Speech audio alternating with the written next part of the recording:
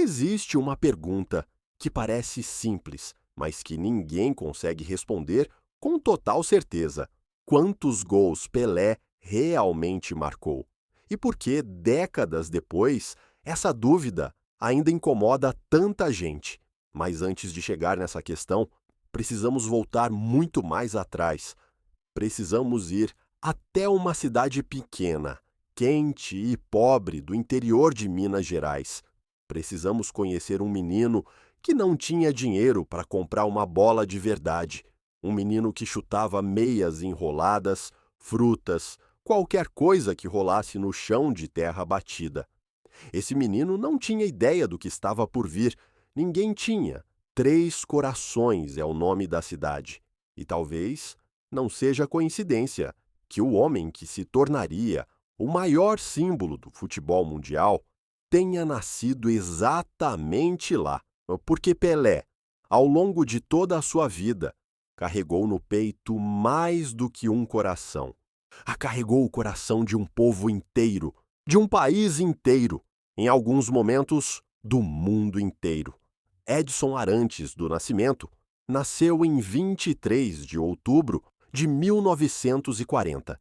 Filho de Dondinho, um jogador de futebol de talento reconhecido, mas fortuna esquiva, e de Dona Celeste, mulher de fibra que nunca gostou muito de futebol e que, por muitos anos, tentou afastar o filho desse mundo. Ela sabia que futebol no Brasil, na época, era coisa de pobre que não tinha futuro garantido. E eles já eram pobres o suficiente. O apelido Pelé tem origem incerta. Ele mesmo sempre disse que não sabia o que significava. A versão mais aceita é que surgiu na infância, associada a um goleiro chamado Bilé, de quem ele gostava de imitar os mergulhos. Mas o curioso é que Edson odiava o apelido quando criança. Brigava com quem o chamasse assim. Foi expulso da aula pelo menos uma vez por causa disso. O destino tem uma estranha ironia. O nome que ele mais odiou se tornou o mais famoso do planeta. A infância de Pelé não foi fácil. A família se mudou para Bauru, no interior de São Paulo, quando ele ainda era criança. Bauru era uma cidade maior, com mais oportunidades, mas as dificuldades financeiras eram constantes. Pelé vendia amendoim nas ruas, ajudava na limpeza de estabelecimentos, fazia pequenos trabalhos para ajudar em casa. Enquanto isso, jogava bola em qualquer espaço que encontrasse. E era bom, muito bom, assustadoramente bom para a vaidade. Em Bauru, ele se juntou a um time de garotos da rua. Eles não tinham uniforme, não tinham campo, não tinham treinador. Tinham apenas vontade e um talento bruto que chamava a atenção de quem passasse por perto. Foi nessa época que ele conheceu Valdemar de Brito, um ex-jogador da seleção brasileira que resolveu treinar o time de meninos pobres de Bauru. Valdemar viu algo naquele garoto franzino que poucos conseguiam ver. Viu que aquele menino não era apenas talentoso, era diferente, era outra coisa. Com 16 anos, Pelé foi levado por Valdemar de Brito até a cidade de Santos. A ideia era apresentá-lo ao Santos Futebol Clube, um dos clubes mais tradicionais do litoral paulista. Valdemar disse ao presidente do clube algo que soaria absurdo em qualquer outro contexto. Ele disse que aquele menino se tornaria o maior jogador do mundo. O Santos testou Pelé, e em poucos dias ficou claro que Valdemar não estava exagerando. Em setembro de 1956, Pelé assinou seu primeiro contrato profissional.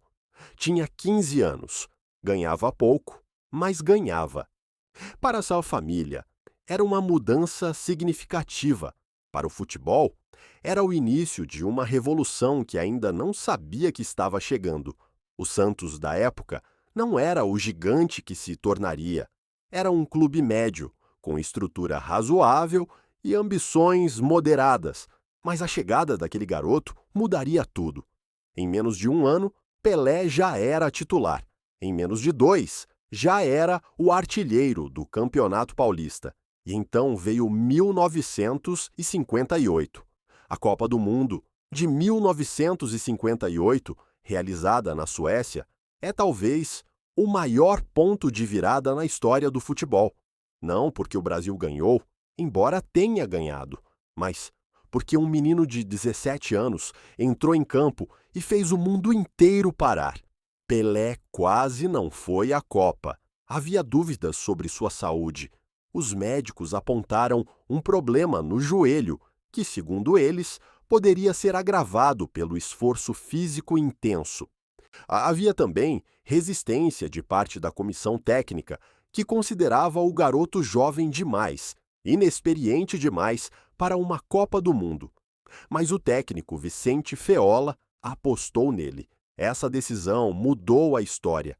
O Brasil de 1958 tinha um elenco extraordinário. Garrincha, Didi, Vavá, Nilton Santos. Jogadores que seriam lendas em qualquer geração. Mas quem roubou o holofote, quem fez o mundo abrir a boca, foi aquele menino de 17 anos, que jogava como se o futebol fosse algo que ele havia inventado. Pelé marcou 6 gols na Copa de 1958. Fez um hat-trick na semifinal contra a França. Na final, marcou 2 gols contra a Suécia e saiu chorando de emoção ao fim do jogo. Tinha 17 anos e 5 meses. Era o jogador mais jovem da história a marcar gols em uma final de Copa do Mundo. A imagem dele chorando no ombro de Gilmar, se o goleiro do Brasil correu o mundo, era uma imagem que dizia tudo sem precisar de palavras. Era a imagem de um garoto que havia carregado o peso de uma nação e entregado mais do que ninguém esperava. O mundo havia descoberto Pelé. E Pelé havia descoberto o mundo. Mas o que poucos sabem é o que aconteceu nos bastidores daquela Copa. O Brasil chegou à Suécia com uma delegação que enfrentava problemas internos sérios. Havia tensão entre jogadores e dirigentes. Havia questões raciais, porque o futebol brasileiro da época ainda carregava cicatrizes profundas do trauma de 1950, quando a seleção perdeu a Copa em casa para o Uruguai e quando parte da imprensa, de forma absolutamente injusta e cruel, culpou os jogadores negros pelo resultado. Em 1958, a comissão técnica contratou um psicólogo para avaliar os jogadores. Esse psicólogo, cujo nome era João Carvalhais, concluiu que Pelé não tinha o perfil psicológico adequado para suportar a pressão de uma Copa do Mundo. Recomendou que ele não jogasse. Pelé marcou 6 gols. Às vezes, o destino responde melhor do que qualquer relatório. Depois da Copa de 1958, Pelé voltou ao Brasil diferente. Não por dentro, pelo menos não completamente. Mas por fora, o mundo havia mudado ao redor dele. De repente, clubes europeus queriam contratá-lo. O Real Madrid fez propostas. A Juventus demonstrou interesse. Havia dinheiro real em jogo, fortunas que a família de Pelé jamais havia imaginado. O governo brasileiro interveio em uma decisão que mistura patriotismo com política e que até hoje gera debate. Pelé foi declarado Patrimônio Nacional do Brasil. Isso significava, na prática, que ele não poderia ser vendido para clubes estrangeiros. O país o manteve no Santos, manteve seu talento dentro das fronteiras nacionais, garantiu que os brasileiros pudessem continuar vendo o melhor jogador do mundo jogar em solo brasileiro. Mas será que foi só patriotismo? O Brasil vivia naquela época uma era de transformações profundas. Juscelino Kubitschek havia construído Brasília. O desenvolvimentismo era a filosofia do momento. O país queria mostrar ao mundo que havia saído da sombra do subdesenvolvimento, que era moderno, que tinha futuro. Pelé era o símbolo perfeito disso. Um garoto pobre, negro, do interior, que havia chegado ao topo do mundo. Que melhor cartão postal para um país que queria se apresentar ao mundo como uma nação de possibilidades? Pelé era conveniente politicamente, e ele sabia disso. Mas voltemos ao campo, porque é lá que a história mais impressionante acontece. Lá no Santos, Pelé protagonizou uma das eras mais dominantes que o futebol já viu. O Santos conquistou o Campeonato Brasileiro, o Campeonato Paulista e 2 títulos da Copa Libertadores da América em 1962 e 1963. Em seguida, ganhou o Mundial de Clubes nos 2 anos seguintes, vencendo times europeus considerados os melhores do mundo na época. O Santos com Pelé era um fenômeno, não apenas pelos resultados, mas pelo estilo. Era um futebol alegre, criativo, inventivo. Era o futebol brasileiro em sua expressão mais pura. E Pelé era o maestro, o coração, o artista principal de um espetáculo que o mundo pagava para ver. E o mundo literalmente pagava. O Santos viajou o mundo em turnês que tinham mais a ver com shows do que com competições esportivas.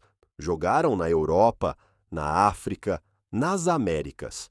Em muitos lugares, os jogos eram suspensions de guerras, tréguas temporárias em conflitos armados, para que as pessoas pudessem ver Pelé jogar. Isso não é metáfora. Há registros históricos de que, em pelo menos uma ocasião, durante a Guerra Civil da Nigéria, um cessar-fogo de 48 horas foi negociado para que ambos os lados do conflito pudessem assistir a uma partida do Santos, para ver Pelé. Pense nisso por um momento.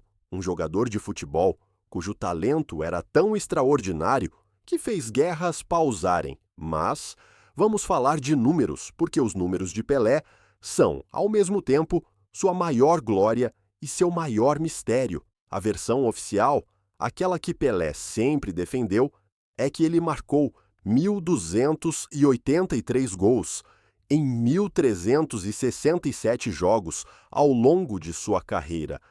É um número que não tem paralelo na história do futebol profissional. Nenhum jogador chegou perto desse total em contextos comparáveis. Mas há um problema. Esse número inclui amistosos, jogos de apresentação, partidas contra times amadores, jogos beneficentes. Quando historiadores e estatísticos começaram a examinar mais de perto, encontraram inconsistências. Encontraram jogos que talvez não deveriam ser contados como oficiais, mas foram. Encontraram outros que foram contados de formas diferentes dependendo da fonte. A REC.Sport. Soccer Statistics Foundation, uma das entidades mais respeitadas na preservação de estatísticas históricas do futebol, atribui a Pelé cerca de 650 a 700 gols em jogos considerados oficiais por seus critérios. Ainda um número extraordinário, ainda um dos maiores da história, mas bem diferente de 1.283. Isso faz de Pelé um mentiroso? Não necessariamente.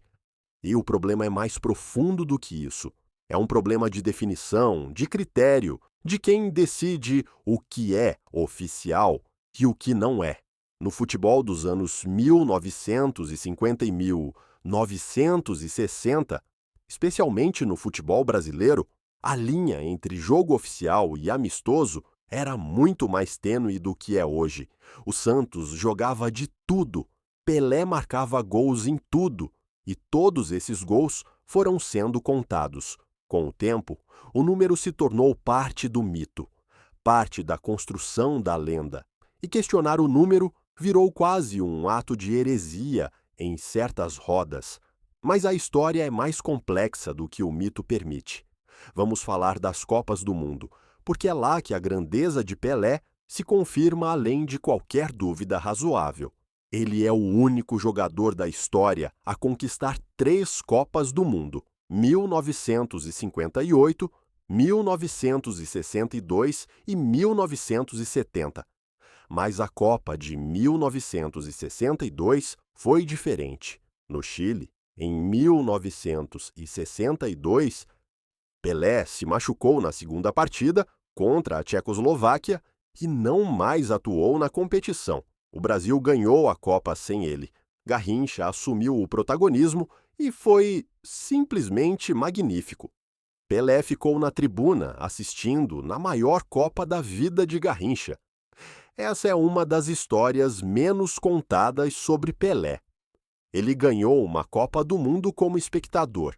Seu nome está na lista de campeões de 1962, mas sua contribuição foi mínima. E pela primeira vez, o mundo viu que o Brasil podia ganhar sem ele, e isso incomodou. Não o Brasil necessariamente, mas Pelé, porque Pelé era humano, era competitivo, e a sombra de Garrincha, em 1962, era longa. A relação entre Pelé e Garrincha é um dos capítulos mais fascinantes e menos explorados do futebol brasileiro. Quando jogavam juntos, o Brasil nunca perdeu uma partida. Juntos, eram imbatíveis.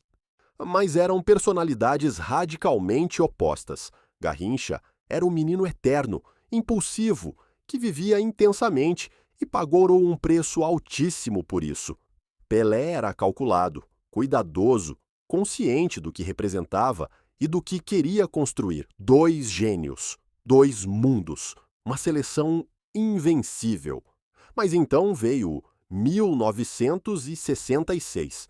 A Copa da Inglaterra foi uma tragédia para o Brasil e, de certa forma, para Pelé pessoalmente. A seleção foi eliminada na fase de grupos, o que nunca havia acontecido antes. Aí Pelé foi literalmente destruído em campo.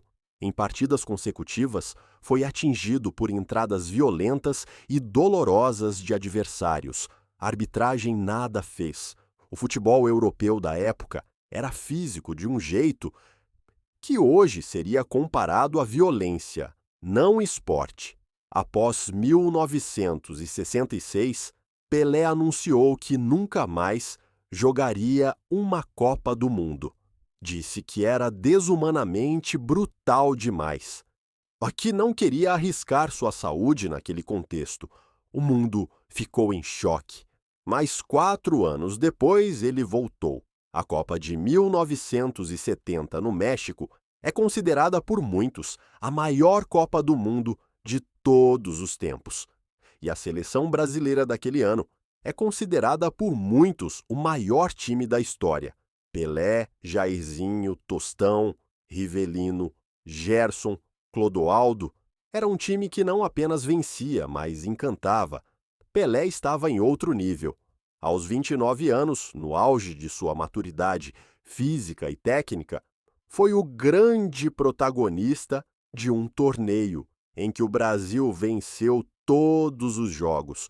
O gol que ele não marcou naquele torneio ficou tão famoso quanto os que marcou. A tentativa contra a Tchecoslováquia, em que driblou o goleiro sem tocar na bola, é até hoje lembrada como um dos momentos mais geniais da história do esporte. Existe um conceito que os ingleses chamam de ghost goal, o gol fantasma, o gol que nunca entrou, mas que viveu para sempre na memória de quem o viu. O não gol de Pelé contra a Tchecoslováquia é talvez o mais famoso de todos. A Copa de 1970 foi também o cenário de outro momento que poucos sabem que aconteceu da forma como aconteceu. A defesa de Gordon Banks contra o cabeceio de Pelé, considerada até hoje a maior defesa da história do futebol, é uma dessas cenas que define o que o esporte pode produzir. Pelé saltou, cabeceou com força e direção aparentemente perfeitas para o gol. E Banks, de forma que ainda desafia a explicação racional, salvou. A reação de Pelé é o que torna esse momento ainda mais especial. Ele levantou as mãos ao céu em reconhecimento genuíno à grandeza do adversário. Disse depois que era a melhor defesa que havia visto em toda a sua vida. Era um homem que não tinha medo de reconhecer a grandeza alheia. Esse gesto diz muito sobre quem ele era fora dos números. Depois de 1970, Pelé continuou jogando pelo Santos por mais alguns anos. Mas o futebol havia mudado ao redor dele. E o Brasil havia mudado também. É impossível falar de Pelé sem falar do Brasil dos anos 1960 e 1970, porque esses são os anos da ditadura militar. O golpe de 1964 instalou um regime que duraria mais de 20 anos e que, entre outras coisas, usou o futebol como instrumento político com uma eficiência perturbadora. E Pelé estava no centro disso tudo. Sua relação com a ditadura militar é um dos capítulos mais controversos e menos lineares de sua trajetória. Por um lado, Pelé nunca foi um opositor do regime. Nunca se engajou publicamente com os movimentos de resistência. Nunca falou contra os generais. Nunca usou sua posição para questionar o que estava acontecendo com o Brasil. Por outro lado, o regime o usou. Usou a imagem de Pelé para projetar uma ideia de Brasil que não condizia com a realidade.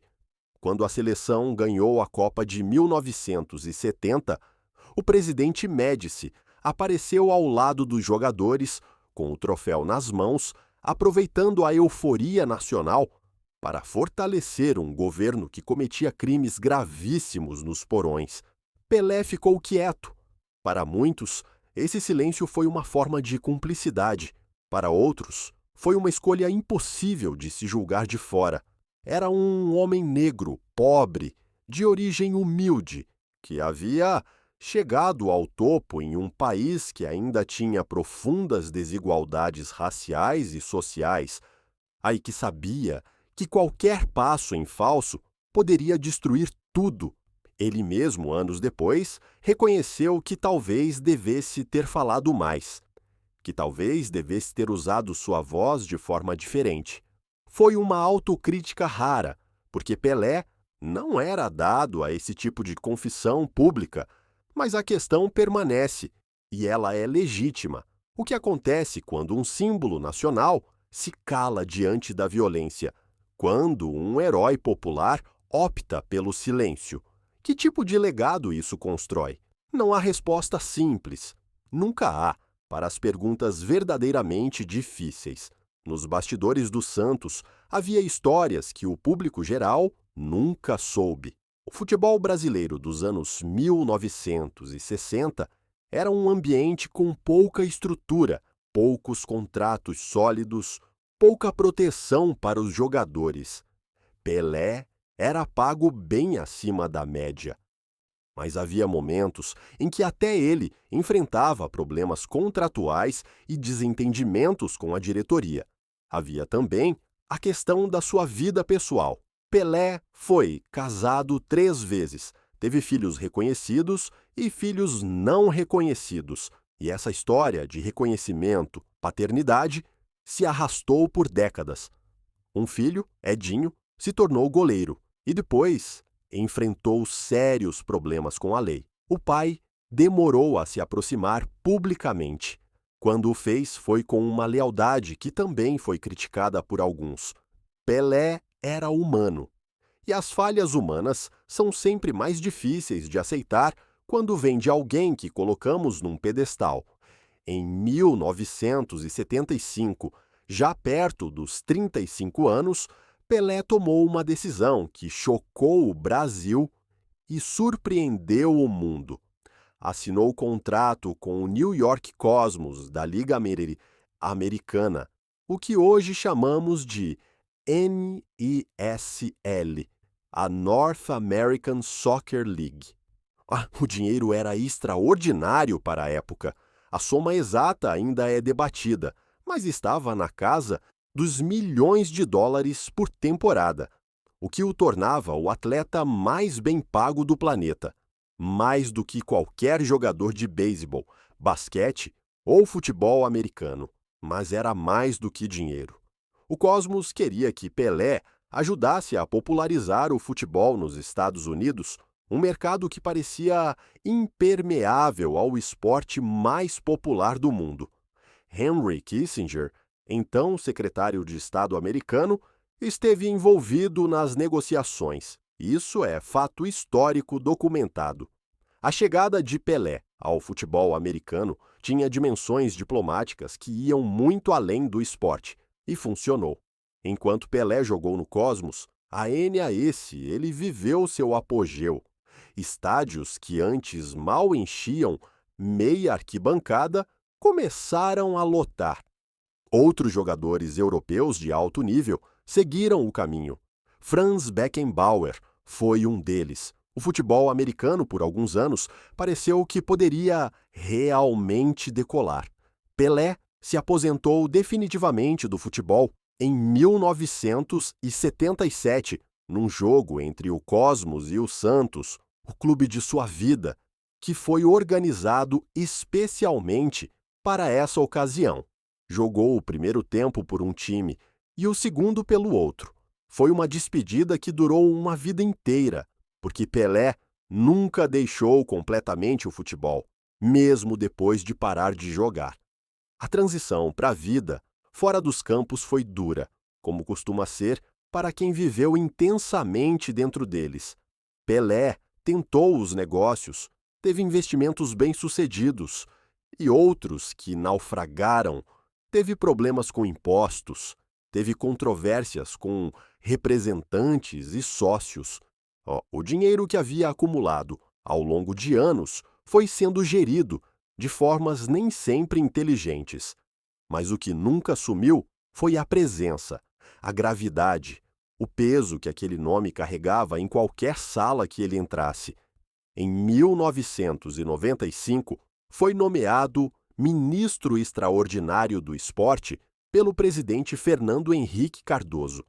Era um cargo simbólico, mas não irrelevante.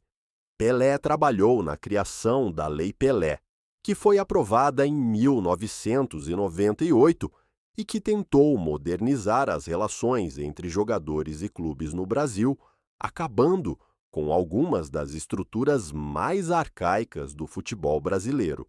A lei foi criticada por muitos, que a consideraram insuficiente, cheia de brechas e que beneficiou mais os clubes do que os atletas. Outros a consideraram um passo importante em uma direção correta. Como sempre com Pelé, a avaliação depende muito de quem você pergunta. Mas vamos voltar ao que não tem debate, ao que não tem versão alternativa, ao que é simplesmente inquestionável: a Copa de 1958. 17 anos, 6 gols, lágrimas no ombro de Gilmar. A Copa de 1970. O Brasil mais bonito da história. Um futebol que parecia arte pura. A magia do Santos nos anos 1960, aquela equipe que viajou o mundo e fez multidões enlouquecerem em cada continente. Os jogos em que ele inventou dribles que não existiam, finalizações que ninguém havia tentado antes, passes que pareciam violar as leis da física, o testemunho de rivais adversários, goleiros que o enfrentaram e que anos depois, com a memória ainda viva, diziam que nunca viram nada parecido, que havia algo naquele jogador que não era completamente explicável. A Gordon Banks, uma vez, disse que jogar contra Pelé era a coisa mais próxima que havia experimentado de algo sobrenatural. Bob Moore, o capitão da Inglaterra em 1966, um dos maiores defensores da história, disse que marcar Pelé era uma tarefa que desafiava qualquer planejamento tático, porque ele fazia coisas que nenhuma análise prévia conseguia prever. Esses não são torcedores fanáticos, são profissionais de altíssimo nível que mediram Pelé no campo de batalha e encontraram algo que não tinham nome para descrever. E então chegamos à pergunta que o futebol do século XXI inevitavelmente faz. Pelé foi realmente o maior jogador de todos os tempos? O futebol mudou radicalmente. Ronaldo, Messi, Zidane, Ronaldinho, Cruyff, Di Stéfano, Platini, cada geração tem seus gênios, e o debate sobre quem é o maior nunca se fecha.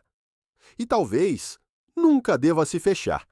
Mas há um argumento que os defensores de Pelé sempre colocam na mesa e que merece ser examinado com seriedade. Pelé operou em uma era em que o futebol era globalmente menos desenvolvido. As técnicas de treinamento eram primitivas comparadas às de hoje. A nutrição, a medicina esportiva, a análise tática eram embrionárias e, mesmo assim, naquele contexto, ele dominava de uma forma que sugere que, se tivesse nascido em qualquer outra época, também dominaria. O argumento oposto é igualmente válido. Talvez Pelé não tivesse o mesmo impacto hoje, quando a defesa é mais organizada, os atletas são mais preparados, a velocidade do jogo é outra. Mas esse argumento pode ser aplicado a qualquer jogador de qualquer era. Cruyff nos anos 2020, Zidane nos anos 1960, são perguntas sem resposta. São experimentos mentais que servem para o debate, mas nunca chegam a uma conclusão. O que sabemos é isso. Em seu tempo, no contexto em que viveu, Pelé foi um fenômeno sem paralelo. Os números, mesmo os contestados, são impressionantes. As conquistas são reais. O impacto global é documentado. A forma como o mundo inteiro parou para vê-lo jogar, isso não tem precedente na história do esporte. E há algo mais que os números não capturam completamente. Pelé mudou o que as pessoas acreditavam que era possível. Antes de Pelé, havia uma ideia, no futebol europeu, de que o futebol sul-americano era talentoso, mas inconstante, emotivo, mas não confiável. A Copa de 1950 havia reforçado essa percepção entre os brasileiros sobre si mesmos. O Brasil era um país que talvez não fosse capaz de vencer quando mais importava. Pelé, com 17 anos, enterrou esse mito num gramado sueco. Ele mostrou que um garoto pobre, negro, do interior do Brasil, sem nada além de talento e determinação, podia chegar ao topo do mundo, podia vencer os melhores, podia fazer o mundo inteiro se curvar. Para uma geração inteira de brasileiros, especialmente de jovens negros e pobres que não viam caminhos, Pelé não era apenas um jogador, era uma prova, uma evidência viva de que as fronteiras do possível eram mais largas do que o mundo dizia. Esse é um legado que nenhuma estatística consegue medir. Em seus últimos anos, Pelé enfrentou a saúde com a mesma determinação discreta que havia caracterizado sua vida. Problemas no quadril, dificuldades de locomoção e, por fim, um câncer que foi tratado em silêncio. Por quanto tempo foi possível manter o silêncio? Em dezembro de 2022, o Edson Arantes, e do Nascimento, morreu em São Paulo. Tinha 82 anos. O mundo parou, não da forma que para por qualquer morte de figura pública. Parou de verdade. Parou como havia parado em Nigéria em 1969 para vê-lo jogar. Parou porque havia algo na partida daquele homem que parecia maior do que a morte de uma pessoa. Parecia o fim de uma era, o encerramento de um capítulo que havia começado naquelas ruas de terra, batida em Bauru, com um garoto chutando meias enroladas. As reações vieram de todos os cantos, de presidentes e de pessoas anônimas, de jogadores que nunca o viram jogar, mas que cresceram com o nome dele como sinônimo de grandeza absoluta, de velhos que o haviam visto ao vivo e que choravam porque uma parte da sua própria juventude havia partido junto. Messi, que talvez seja o único jogador do século XXI com argumentos legítimos para disputar o título de maior de todos, prestou homenagem com palavras que valiam mais do que qualquer análise técnica. Disse que Pelé era eterno, que o futebol nunca seria o mesmo sem ele. Há uma palavra que aparece sempre que se fala de Pelé, uma palavra que é usada com tanta frequência que corre o risco de perder o significado: lenda. Mas o que é uma lenda, afinal? Uma lenda não é apenas alguém que foi muito bom em alguma coisa. Uma lenda é alguém que atravessou a fronteira do factual e entrou num território onde a história se mistura com o mito, onde os feitos reais se transformam em algo maior do que si mesmos, onde o nome carrega mais peso do que qualquer indivíduo poderia carregar sozinho. Pelé entrou nesse território ainda em vida, a virou lenda enquanto ainda jogava, e isso talvez seja o aspecto mais raro e mais extraordinário de toda a sua trajetória. Mas as lendas têm um preço. O preço de ser Pelé foi não poder ser apenas Edson, foi não poder errar em público, não poder ser contraditório, não poder ser complexo, da forma que todos os seres humanos são complexos, sem que isso soasse como uma traição ao mito. Ele mesmo disse em diferentes momentos que carregar o peso do rei do futebol era às vezes insuportável, que havia momentos em que queria apenas ser um homem normal, com problemas normais, com uma vida que não fosse observada por todos os ângulos. Mas ele havia assinado esse contrato, não conscientemente, não com uma caneta num papel, mas havia assinado quando cruzou aquele primeiro gol em 1958, quando o mundo inteiro aprendeu seu nome, quando passou a existir, não apenas como pessoa, mas como símbolo. E os símbolos não têm dias ruins. Os símbolos não podem ser ambíguos. Os símbolos não são humanos, pelo menos não completamente. O que Pelé nos deixou não é apenas uma coleção de gols, títulos e recordes. É uma questão. É a questão de como nós, como sociedade, construímos heróis, de como escolhemos o que contar e o que esconder, de como usamos pessoas reais para criar narrativas que precisamos, que queremos, que nos fazem sentir algo sobre nós mesmos. O Brasil precisava de Pelé. Precisava de uma história de superação que provasse que o país podia ser grande. E Pelé entregou essa história com uma generosidade que talvez ele próprio não tivesse medido completamente. Mas a verdade completa, é sempre mais complicada do que o mito permite. Pelé foi o melhor jogador que o mundo já viu? Talvez, provavelmente. Em seu tempo, com certeza. Pelé foi um homem perfeito? Não, nunca foi. Nenhum ser humano é. Pelé foi o maior símbolo que o futebol produziu? Aqui há um argumento muito forte, porque não se trata apenas de futebol, trata-se de significado, trata-se do que aquele nome representa para pessoas que nunca viram um jogo seu, em países onde ele é conhecido sem que ninguém precise explicar quem é. E no final, talvez seja isso que defina uma lenda verdadeira. Não é o número de gols, não é o número de títulos, não é sequer o talento bruto, por mais extraordinário que seja. É a capacidade de se tornar maior do que si mesmo, de se transformar em algo que as pessoas precisam, ou de cruzar a fronteira entre o real e o simbólico, e viver para sempre nesse espaço onde o factual e o mítico coexistem.